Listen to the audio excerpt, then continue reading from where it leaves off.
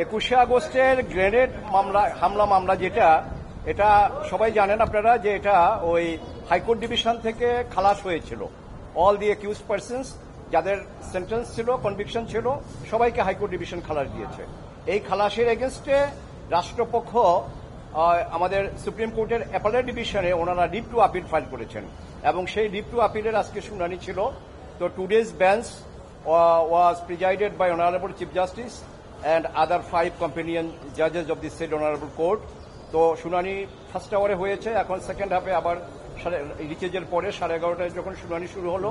তো এখন দেখা যাচ্ছে যে রাষ্ট্রপক্ষে ওনারা যেই পয়েন্টের উপরে আর্গুমেন্ট প্রেস করতেছেন, এই পয়েন্টে ওনাদের লিভের গ্রাউন্ডের ত্রুটি আছে অথবা সঠিকভাবে ওটা গ্রাউন্ড নেওয়া হয়নি।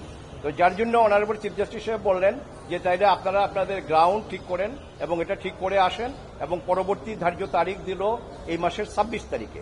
এই মাসের 26 তারিখের মধ্যে ওনারা ওই গ্রাউন্ড ওটাকে আরো মডিফাই করে আসুক অথবা নতুন গ্রাউন্ড নিয়ে আসুক, সেটা আবার সাবমিট করার পরে তারপরে নেক্সট 26 তারিখে আবার এটা শুনানি শুরু হবে।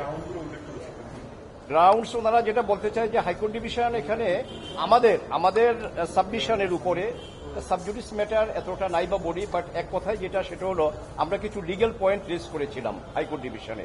সেটা হলো যে সেকেন্ড চার্জশিটটা আসার পরে এটা কগনিজেন্স কোর্টে অর্থাৎ ম্যাজিস্ট্রেট কোর্টে বাই দি লার্নেড ম্যাজিস্ট্রেট এটা কগনিজেন্স নেওয়া হয়নি।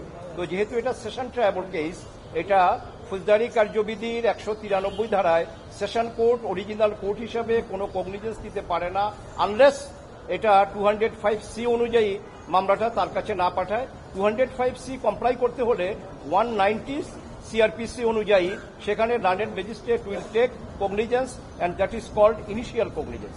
ওই ইনিশিয়াল কগনিজেন্সটা এই মামলায় নেওয়া হয়নি, যার জন্য সেকেন্ড চার্জশিটে লুৎফুজ্জামান বাবর সাহেব, তারেক জিয়া সাহেব এবং অন্যান্য যারা যে 30 জন যাদেরকে সেকেন্ড চার্জশিটে মুফতি হান্নানের সেকেন্ড চার্জশিটে আনা হয়েছে, ওনাদের ট্রায়ালটা আমি বলবো যে ভিসিয়েটেড এজন্য কারণ এই সেকেন্ড চার্জশিটটা যথাযথভাবে আইনানুগভাবে এইটা কোর্টে অ্যাকসেপ্ট হয়নি এবং ওইটার উপরে কোনো কগনিজেন্স নেওয়া হয়নি বিধায় এই ট্রায়ালটাই ভিসিয়েটেড হয়ে যায়। এটা আমাদের সাবমিশন হাইকোর্ট ডিভিশনে ছিল and high court division accepted our submission, our contention.